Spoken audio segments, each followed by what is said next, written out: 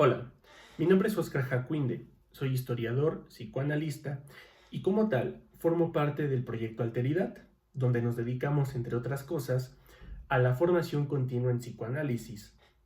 En ese sentido es que escribí este texto que quiero presentar el día de hoy. Es un texto que surgió a partir de una lectura metapsicológica de el texto de Freud, Tres ensayos para una teoría sexual. Bien, daré comienzo a la lectura de el discurso. Lo titulé La tópica freudiana historizada.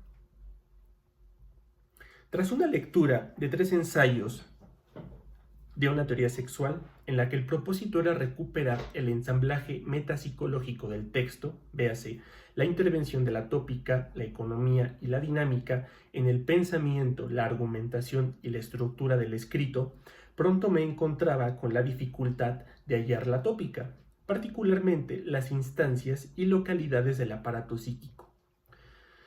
Es un texto donde la dinámica es la protagonista, la economía está tras bambalinas, pero la tópica está de otra forma, está incluso no estando.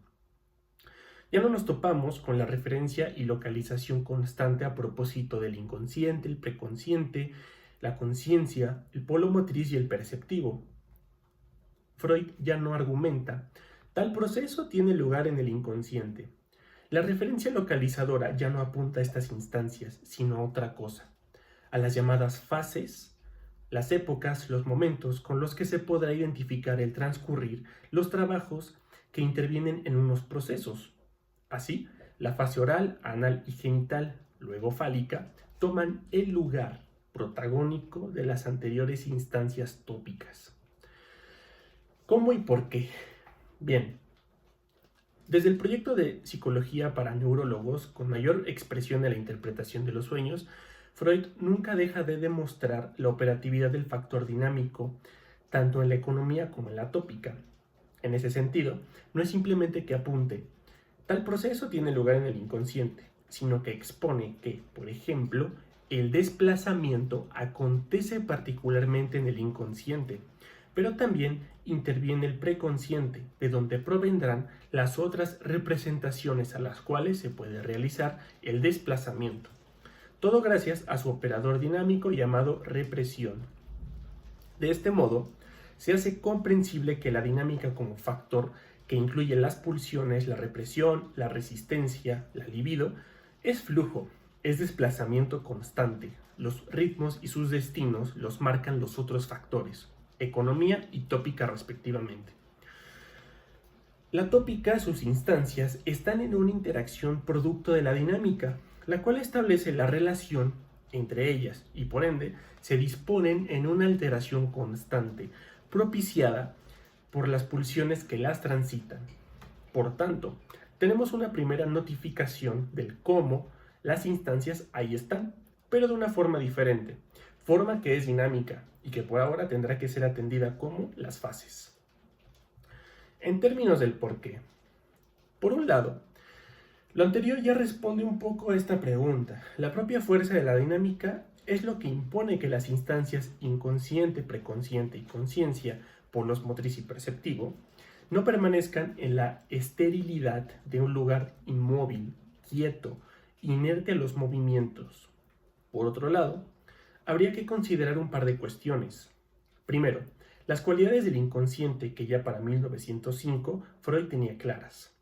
Si hay un lugar que es, para nosotros, un no lugar, es el inconsciente, fecundo, móvil, susceptible a los cambios, a la vez donde no hay tiempo ni espacio, habitáculo de representaciones que realizan una estancia distinta. El inconsciente es a donde va lo reprimido, sostiene un vínculo con ese operador dinámico. Segundo, el objeto en cuestión de la investigación, la sexualidad y sobre todo la sexualidad infantil. Si bien en la interpretación de los sueños había sido necesario dinamizar las tópicas, los sueños como objeto no volvían tan necesaria la formulación de la dinámica en procesos que demandaran la intervención del tiempo en una cronología más estricta, como el establecimiento de fases o épocas. Tal es el caso de la sexualidad. Como efecto de los trabajos y resultados de Freud hasta 3 ensayos, la sexualidad infantil por fin es analizada, pues lo que no deja de aparecer en el discurso de sus pacientes y de sus investigaciones son los fragmentos de la instancia como momento capital de la sexualidad para la formación subjetiva. La interpretación de los sueños, el chiste y su relación con el inconsciente, psicopatología para la vida cotidiana son, entre otras cosas, textos que muestran de múltiples formas la aparición de los efectos de ese pasado en la actualidad del sujeto.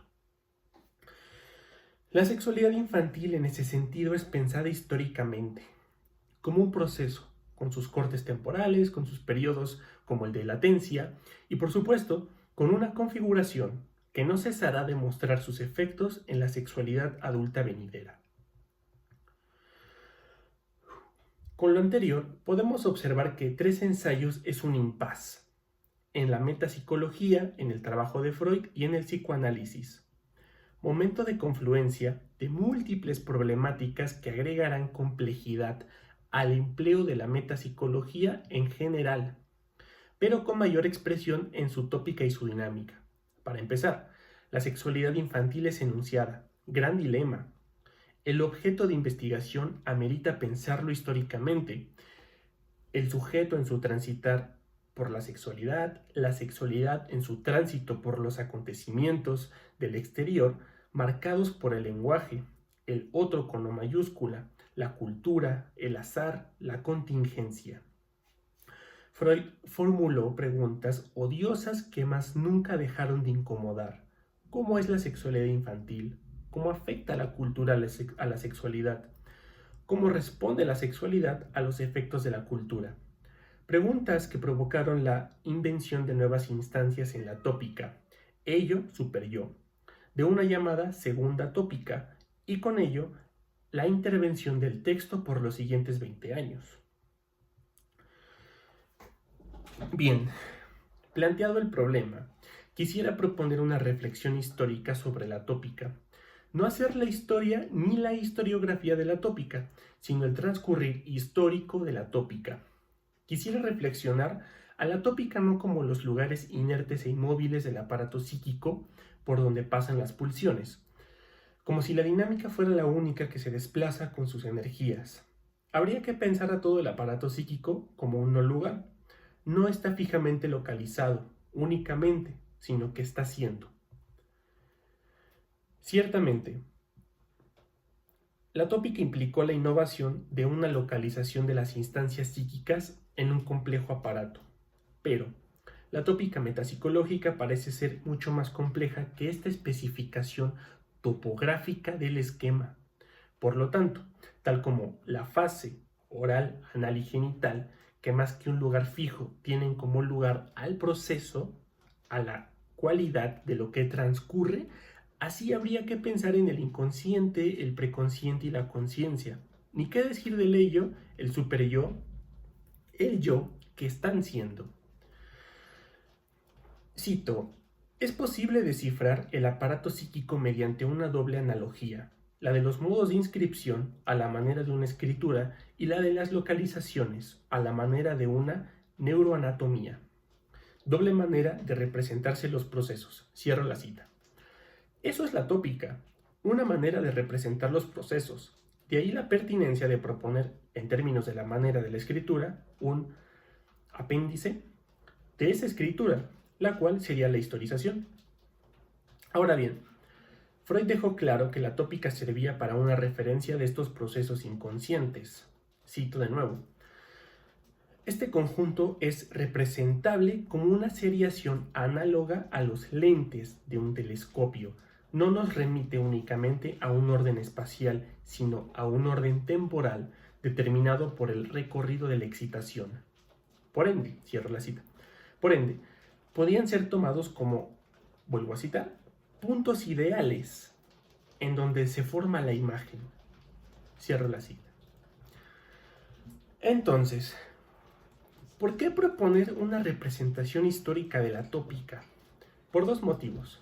Primero, desterrar la tendencia a centrar el estudio psicológico de los procesos mentales que no inconscientes, la metapsicología, ya que el concepto de mente proviene de una genealogía que justifica un supuesto cientificismo de la psicología, reprimiendo, así, su proceder limitado a describir los entes fenomenológicos, dado que según los estatutos positivistas del siglo XIX y principios del XX, aquello imposible de ser evidenciado, medible, observable para ser descrito, era depositado en lo subjetivo, es decir, lo que no es ciencia, el cual fue el caso del inconsciente, instancia que es la primera en ser reprimida por la psicología y psiquiatría cuando inscriben al psicoanálisis como terapia en sus saberes. Por ello, como resultado obtenemos estudios puramente descriptivos de las conductas que no explicativos. Si procedemos con rigor y el estudio psicológico se enfoca en los procesos inconscientes, obtendríamos explicaciones metapsicológicas. Segundo, proponer una representación histórica de la tópica permitiría complejizar la propia noción de proceso inconsciente. En el transcurso de mi exposición presentaré los límites que implican las nociones espaciotemporales, las cuales, tal como ocurre con los procesos inconscientes, terminan por reventar o borrarse como las fronteras espaciotemporales de la historia. Por ello, no he hablado de tiempo, porque tampoco interesa traer ese fantasma. La intención no es poner fronteras otra vez, pero en este caso temporales. Así como en el espacio geográfico los límites de las regiones siempre son móviles, o entonces no son, no hay fronteras fijas e inamovibles, sino solo temporales. Solo por un momento estarán allí esos mojones. Así, al tiempo también se le imponen fronteras, aunque éstas son aún más tragicómicas por su fijeza a un factor dinámico.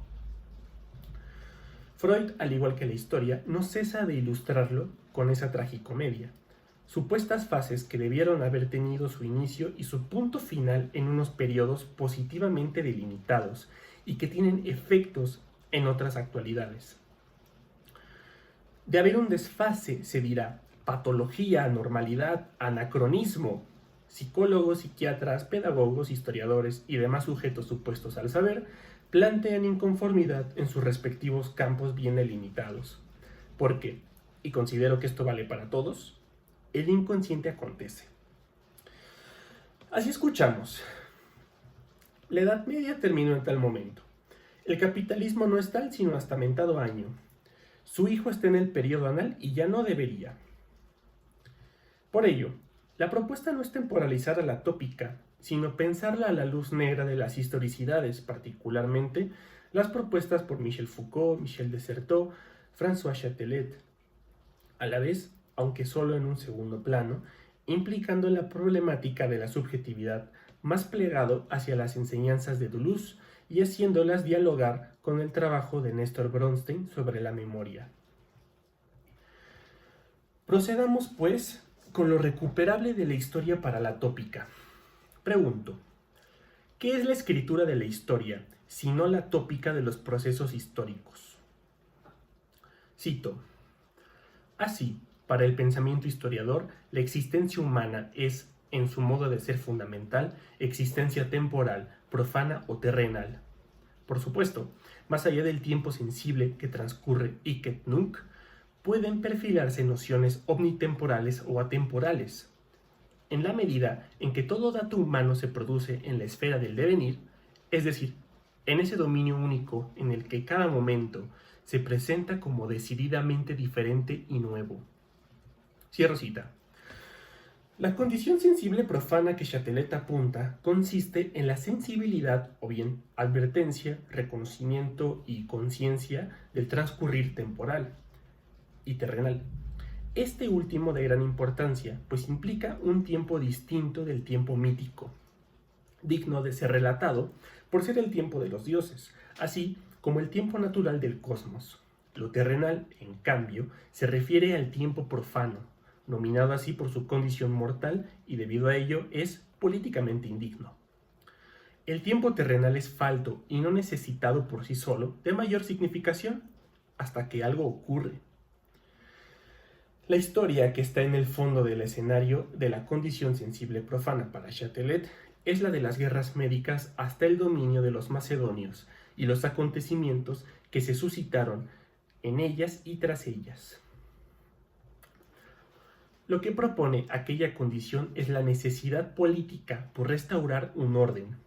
A esa falta es que acude el discurso de Heródoto, Tucídides, a someter y convencer al otro del orden que debe imperar, bien fundamentado en una narrativa de los hechos, y que allá donde el remontar de la historia va oscureciéndose, haciendo notar el ofensivo vacío, se vincula el relato profano al de los hechos y genealogías míticas, exhibiendo así un problema de derecho, de poder.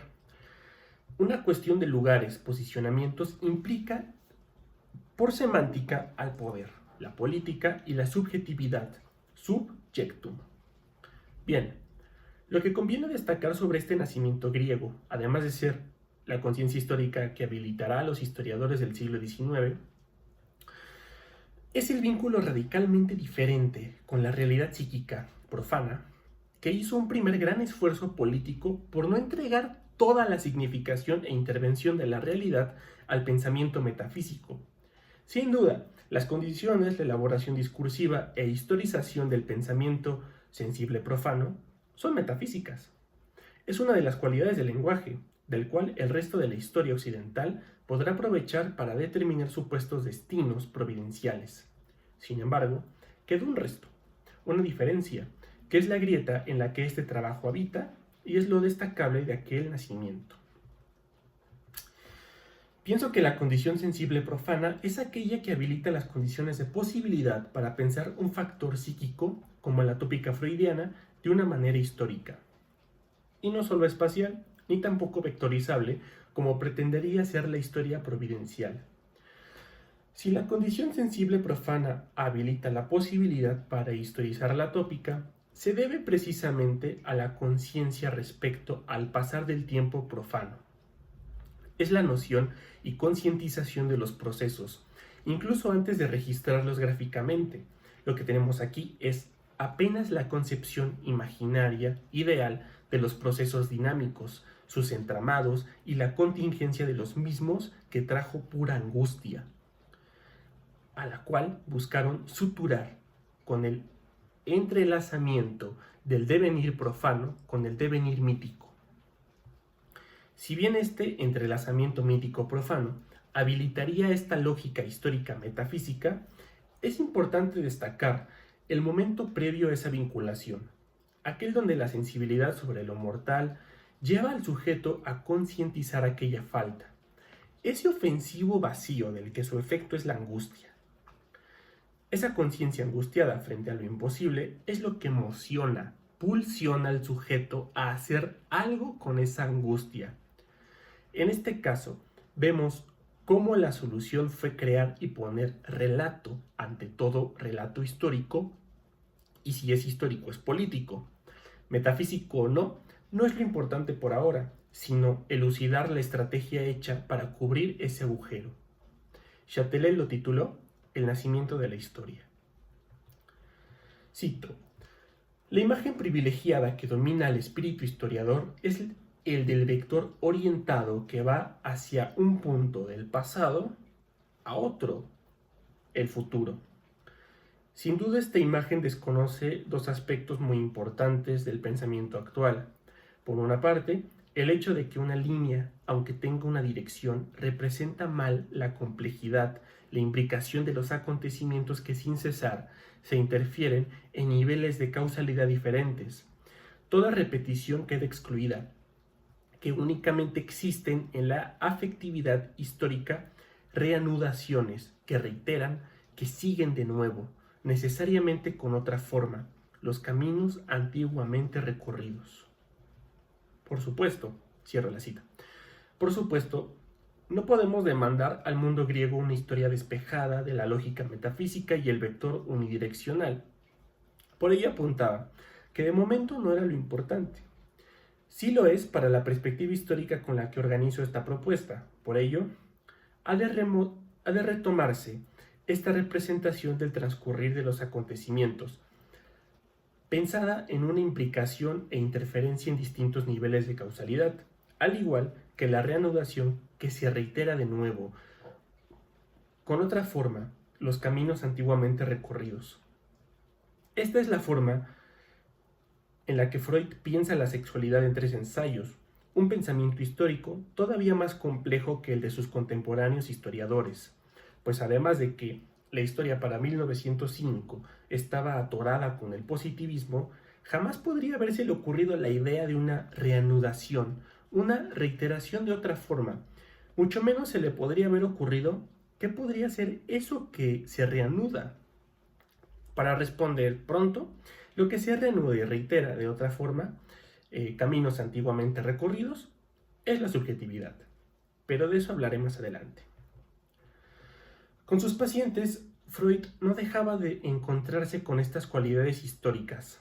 Cualquiera que haya tenido la experiencia del análisis se ha reconocido como un sensible profano de su inconsciente, reconociendo cómo un evento del presente provoca en el yo la regresión, la resistencia, la represión, la sintomatización respecto a una huella anémica que contiene circunstancias parecidas a las que el yo está experimentando en la realidad exterior y que de no mocionar esa resistencia se vería ante la peligrosa necesidad de revivir el acontecimiento penoso.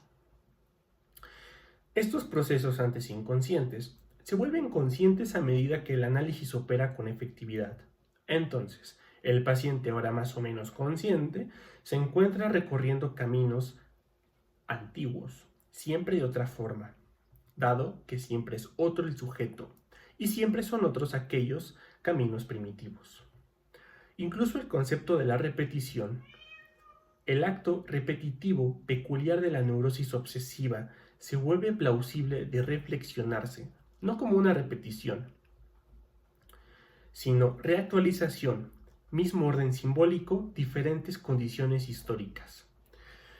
Por ahora, pensemos pues el aparato psíquico a la luz de la sensibilidad profana y del transcurso de los acontecimientos, como lo proponía Châtelet hace 49 años. Comencemos por lo explicado por Freud desde el proyecto de psicología para neurólogos y el capítulo 7 de la interpretación de los sueños. Mediante lo que ahora podemos llamar las metáforas de las neuronas encargadas de los diferentes ejercicios que les apuntaba Freud en 1895, logramos reconocer la formulación esquematizada del aparato psíquico. En este punto podemos ubicar aquellas encargadas de la percepción o bien situados en el esquema del peine. 4 años después, la labor del polo perceptivo del aparato. Aquí únicamente resaltaría lo que obtenemos de vincular lo sensible profano con el polo perceptivo. Primero, nótese la ausencia de localización del polo perceptivo, es decir, en el aparato psíquico del esquema está claro que se ubica del lado izquierdo, pero al mismo tiempo deja muy claro que lo perceptivo estaría desplegado en todo el cuerpo, por ello el reconocimiento de la piel como el órgano perceptor más complejo. De este modo aparece el problema de la sensibilidad. ¿Dónde se siente la angustia de lo profano, lo mortuorio? En Châtelet no queda muy claro. Podemos convenir que en la carne, el cuerpo. No obstante, nos quedamos con esa falta de localización de la sensibilidad. Por otro lado, está la parcialidad, tanto de lo que el aparato psíquico registra en el polo perceptivo y lo parcial inherente a lo profano. Incluso podríamos pensarlo en el campo semántico de lo profano. Freud explicaba desde 1895 que cualquier registro de los órganos sensoriales estaba condicionado a la parcialidad. Por ejemplo, un ojo no registra lo mismo que otro. Esta cuestión aparentemente nimia y que quizá yo no logre terminar de explotar, fue lo suficientemente importante para Freud en el resto de su obra como para plantear hacia yo, una producción que nace de la parcialidad y la lleva como condición ontológica. Pasemos pues a cómo este registro de imágenes, huellas némicas, van a un entorno falto de aquel orden que podemos comenzar a reconocer como realidad psíquica. No es así la experiencia con lo real, con R mayúscula, que ya el lenguaje ha avanzado en tratar de nombrar como realidad exterior y todavía más, se ha esforzado intelectualmente en nominar como realidad histórica, tal como en el acontecer del tiempo cósmico, al que no le importan los nombres ni el orden temporal, que es entidad sumamente extraña y por ello angustiante, y forzándola para que encaje con nuestro lenguaje, su acontecer es imbricado, incesante, interferido en varios niveles de causalidad, loco. Así es aquel entorno psíquico donde comienza el registro de las huellas némicas. Cito: la cronología, sucesión de fechas, fija el orden exterior del tiempo y permite la localización, pero no constituye más que un marco abstracto en el seno del cual se desarrolla una organización más profunda, que es la dinámica efectiva de la res gestae, mismas que en la medida en que engendran las unas a las otras, entran en combinación y se interfieren. Así el pensamiento historiador permite algo que es preciso llamar causalidad. Cierro la cita. Por ello no quise plantear una temporalización de la tópica, porque lo importante tampoco es el tiempo, en tanto es otra forma de localización. Por otro lado, antes de continuar, aclaro, tampoco se trata de arribar a relativismos de pensamientos holgazanes que implicarían relativizar la localización. La tópica y cierto tipo de historia han hecho un esfuerzo considerable por despejar los positivismos y supuestas objetividades para, en su lugar, trabajar la subjetividad. Véase la complejidad del asunto. Cito: el imperativo tópico imprime su huella en la metapsicología, como exigencia de figuración de la psique, lo que viene a la expresión en la forma material del grafismo, es decir, de esquemas destinados a visualizar un aparato psíquico. La tópica hace posible una grafía y por ello mismo una transmisión del saber de los procesos. Explicar empieza mediante el acto de localizar, es decir, de determinar lo que supone la entrada en escena de la dimensión dinámica pulsional. Cierro la cita. Retomemos la cuestión ahí donde Chatelet señala: se desarrolla una organización más profunda que es la dinámica efectiva. Al inicio apunté que, si la tópica no podía ser ni pensarse en una fijación estática, era debido a la dinámica de las pulsiones. Es lo que Freud va descubriendo a medida que avanza y que topa un límite en 3 ensayos, en el que el psicoanálisis ya no podrá continuar igual. Problematizado el tema de la sexualidad infantil, Freud da un nuevo vitalismo al factor dinámico. Si anteriormente la represión como operador dinámico, la pulsión, la libido, ya implicaban una interacción entre las instancias, acá esa interacción se complejiza, va más allá de un simple lugar de tránsito, que para el caso de la represión, lo que llega al inconsciente y luego transita al preconsciente, a la conciencia, al yo, llegado a estos últimos, tiene la impronta de una alteridad inconsciente.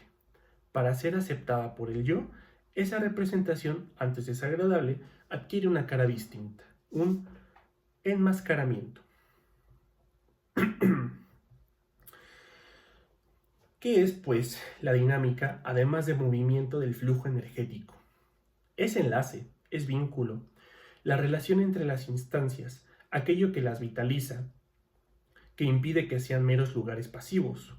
De ese modo, el viajero que en su transitar siente el paso del tiempo solamente porque él se reconoce y se sabe caminante, se inscribe en ese transcurrir, pretendiendo que ese tiempo comenzó del lugar del que partió y se detendrá en el lugar al que llegará.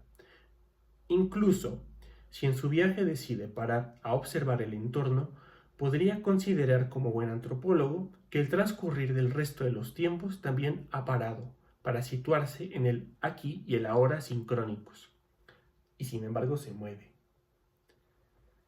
Psíquicamente, es la elocución incesante de la voz que no calla. Solo después de escucharse a sí mismo en el diván, tras la intervención de una escucha atenta que repite lo que el inconsciente acaba de enunciar, podrá reconocer cómo la asociación libre de ideas, que realmente no es única el análisis, sino que está ocurriendo todo el tiempo, discurso conformado por una multiplicidad de significantes encadenados, uno tras otro, representaciones que no cesan, máquina loca de representaciones. Ese es el estar siendo de la tópica, su dinámica, su disrupción espacial y temporal, pues ni operan en una estricta localización ni en una estricta temporalización. Y bien, como es en la historia. En la realidad exterior de la que suele encargarse la historia, porque un análisis no es otra cosa que una historización a contrapelo producida por el analizante, también debemos reconocer a la dinámica y la tópica. Propongo dos ejemplos de partida: relaciones de poder y relaciones de producción. En las academias de historia no se cansan de recitar que Marx descubrió que el motor de la historia es la lucha de clases, a veces quizá sin considerar el alcance de su comentario en el orden del discurso y por ende el daño que le hacen al materialismo histórico. Efectivamente, el motor de la historia es la lucha de clases, el conflicto, pero antes de derivar en lo que económicamente producen las clases, habría que reflexionar los lugares que ocupan unos y otros sujetos, así como la lucha de clases como parte de la dinámica. He mencionado que, si hablamos de lugar, hablamos de posicionamiento. Si hablamos de posicionamiento, hablamos de poder, política y subjetividad. Los lugares donde se posicionan unos y otros sujetos determinan el cómo se dirigirán al otro. El vínculo entre ambos es la relación de poder. Si pensamos en la relación de producción bajo estos lugares, lo que aparece son los tipos de clase según el modo de producción. Las clases en la que se encuentran unos y otros es su lugar político desde el cual ambos ejercen poder sobre el otro. Es a lo que Marx llamaba conciencia de clase. Concientizar a los sujetos de las implicaciones y condiciones de su lugar económico, social, político, sus posibilidades y potencialidad para lograr que en esa relación el lado que se favorezca sea el del proletariado. Es dinámica del poder, dinámica de la economía. En estas relaciones de poder y producción, las instancias tópicas, digamos, las clases y sus sujetos en cuestión, se afectan, alteran las unas a las otras, se desplazan en la búsqueda de un dominio sobre el otro. Antes y después del forjamiento de identidades, que es parte de los efectos de la concientización de las contradicciones de clase, lo que no cesa de ocurrir es la dinámica de las relaciones de poder y producción que sostienen, cada momento de diferente forma, atienden a las contingencias y a la experiencia de las mismas. De ese modo, la tópica en el marxismo tampoco es nunca estática gracias a la historia. Los actuales proletariado y burguesía no son los mismos que los del siglo XIX, ni siquiera en la misma época son los mismos que los de otra región geográfica. En otra metáfora cartográfica, el otro esquema, el marxista, sobre los modos de producción, también ubicamos una dinámica. Pese a que el lugar tópico de la estructura económica tiene primacía respecto a los cambios que se producirán en la superestructura, donde reside la política, la cultura. La historia no ha dejado de demostrar, particularmente los acontecimientos pensados como rupturas, discontinuidades, el impasse, que ambos lugares se encuentran dinamizados, imbricados, mutuamente afectados. De ese modo, se vuelve necesario considerar lo que ha sido relegado al plano de los efectos de la estructura, reflexionar a los acontecimientos de la superestructura en su injerencia en la estructura económica. Habría que desplazar el determinismo económico estructural que supone que, si un acontecimiento no ha tenido lugar en las condiciones materiales de la estructura, entonces no podemos considerar la posibilidad de organización de otros acontecimientos disruptivos en un lugar diferente. ¿Será estrictamente así? ¿Existe un tiempo estrictamente económico que determina y temporiza el tiempo político y cultural? ¿Acaso no es otro intento por negar la contingencia y el azar a los que está sujeta la historia? ¿No será que, al estar imbricados, relacionados ambos lugares estructurales, no hay tal determinismo ni predominancia? Si la economía es intercambio de símbolos, contenedores de valores, entre otras cosas, impresos en una materialidad, ¿acaso no es lenguaje? El lenguaje es intercambio de palabras, símbolos, significantes. La economía goza de una supuesta objetividad por su vínculo con los símbolos más depurados, los números.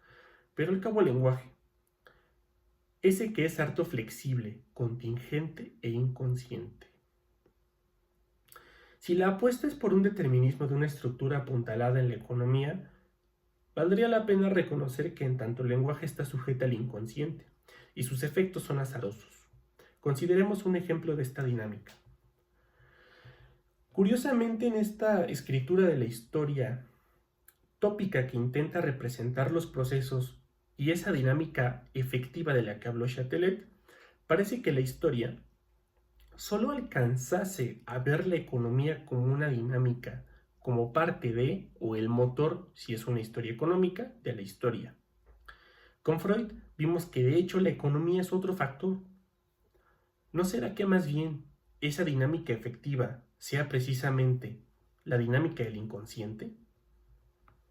Por supuesto, acá no hablamos únicamente de procesos inconscientes, sino de procesos históricos que se complejizan por el agregado y consideración de otros procesos, climáticos, geográficos, que poco a poco van siendo determinados por el azar y la contingencia.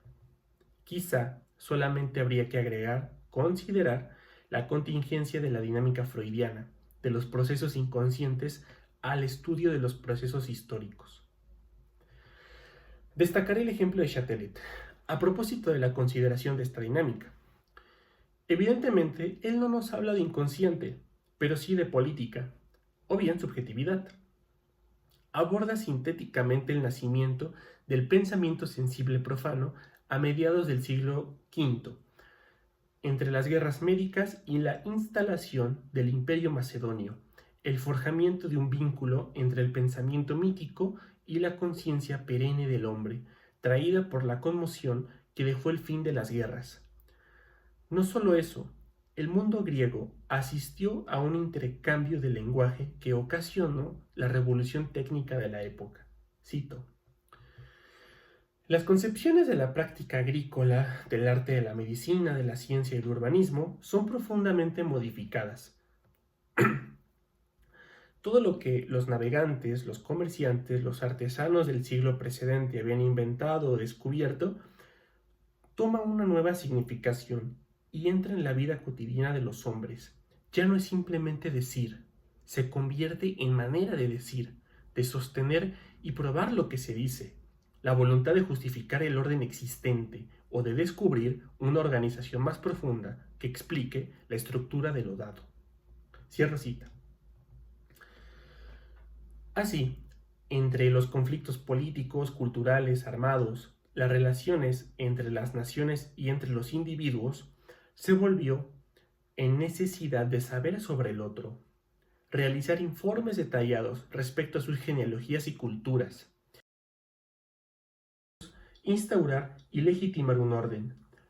El momento del nacimiento del estatuto clásico de la ciudad griega. Cito: la obra de los logógrafos corresponde, pues, a una necesidad precisa.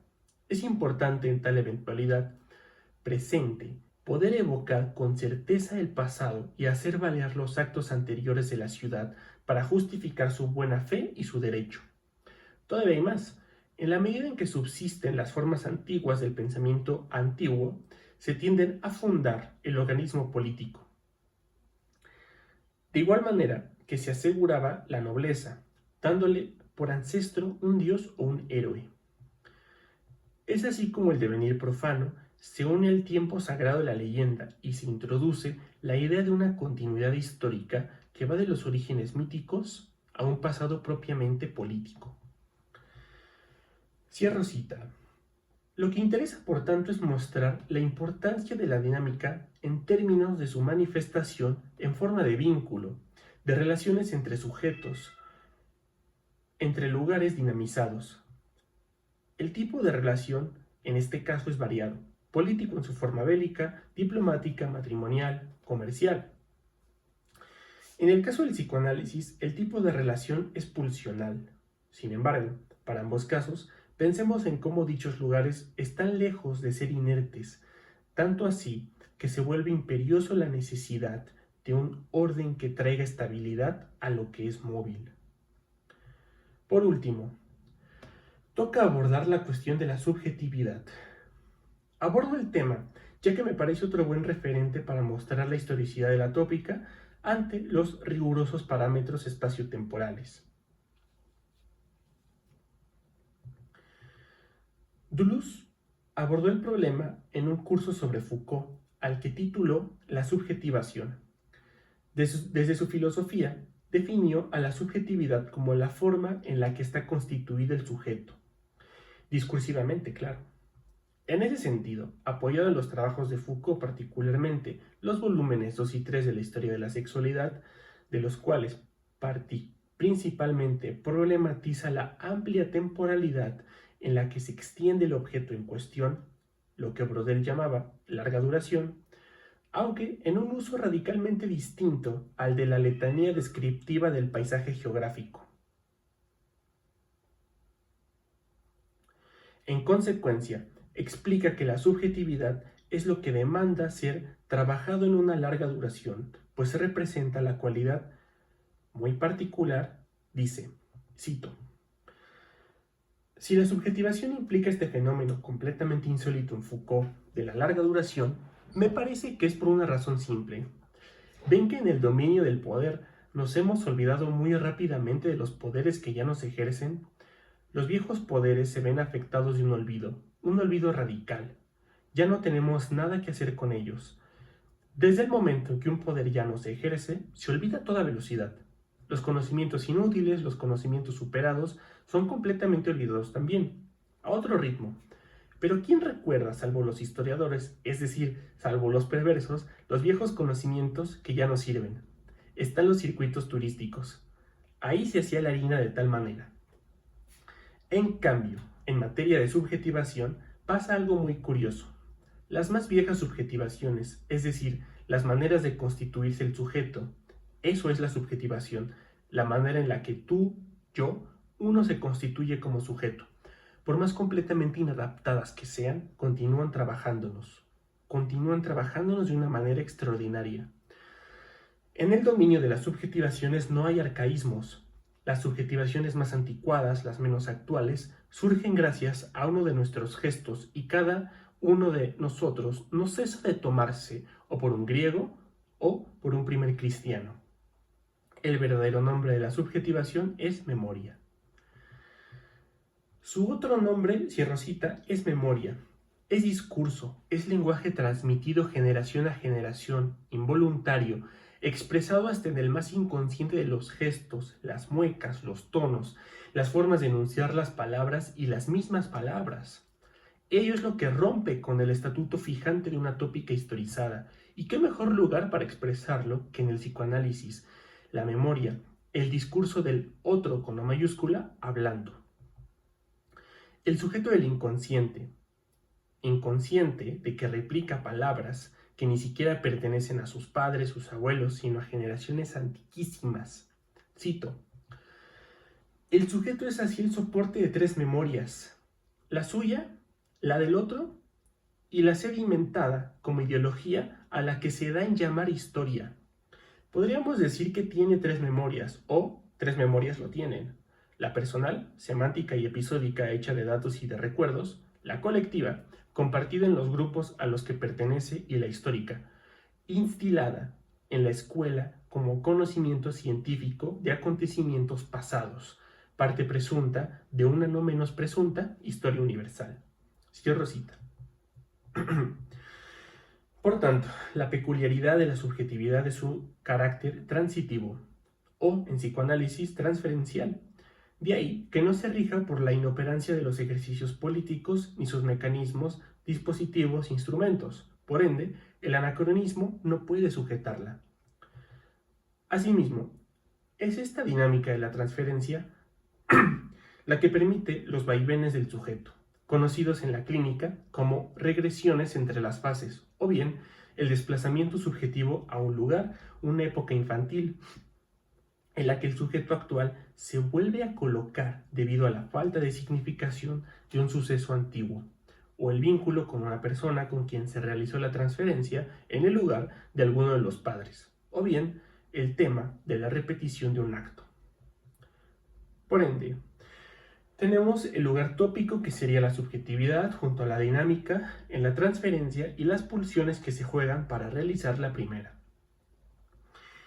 Aquella dinámica efectiva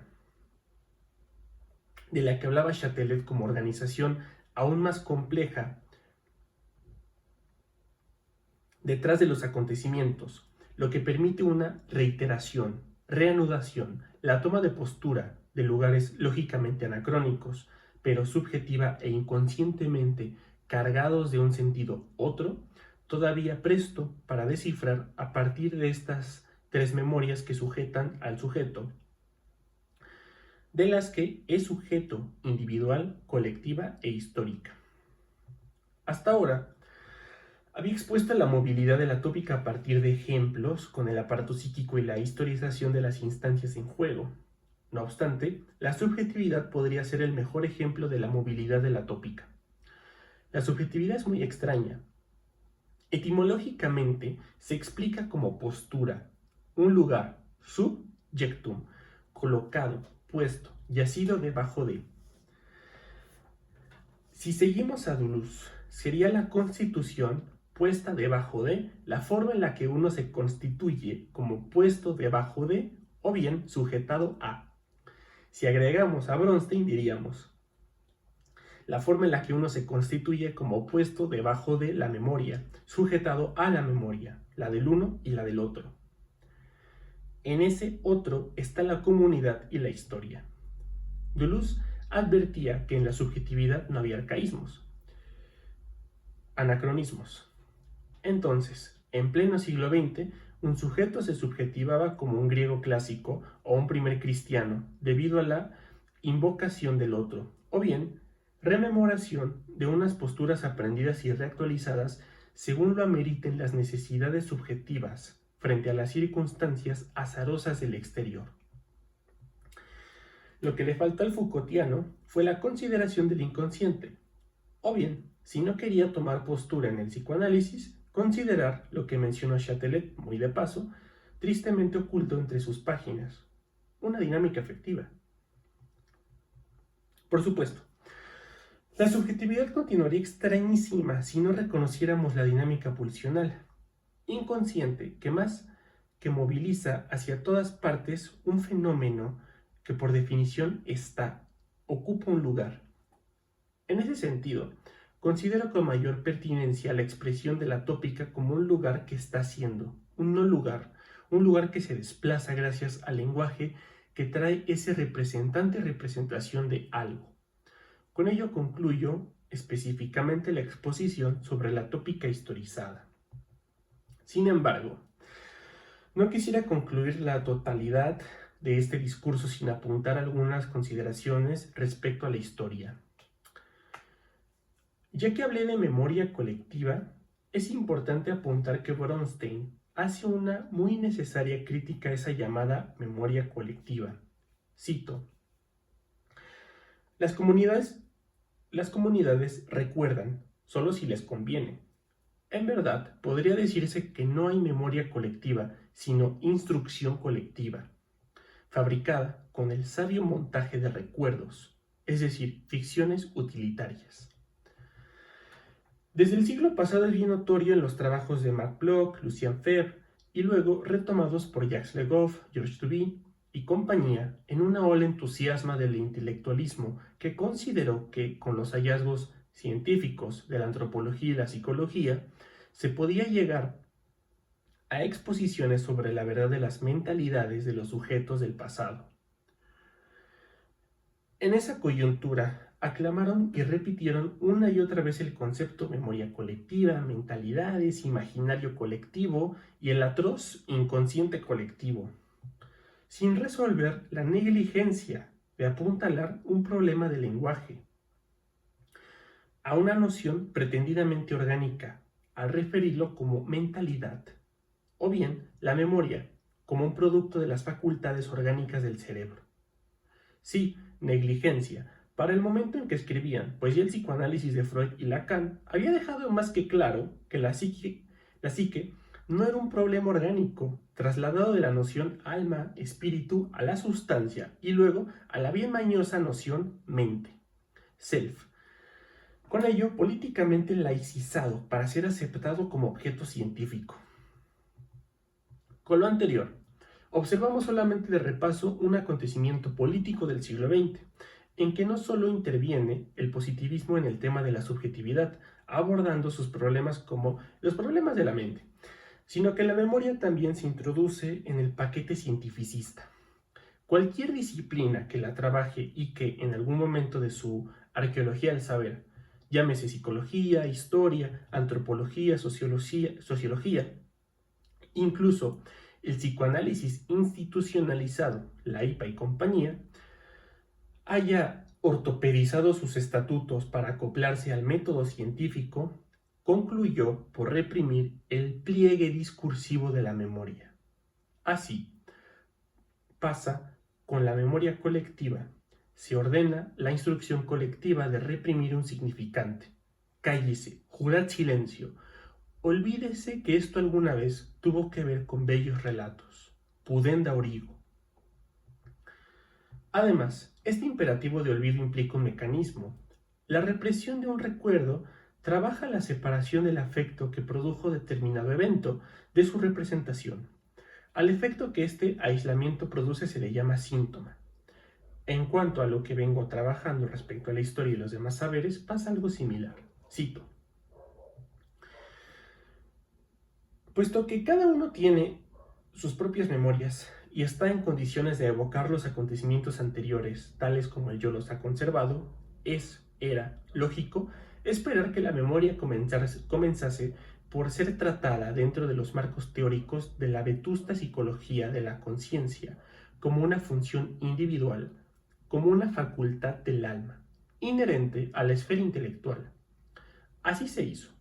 Aceptada esa inclusión de la memoria en el ámbito del entendimiento de cada uno y cada una, se pudo después, sin mayores dificultades, dar un pequeño salto conceptual y resolver que no solo la mente singular podía servir como la vía de acceso de un sujeto a su pasado.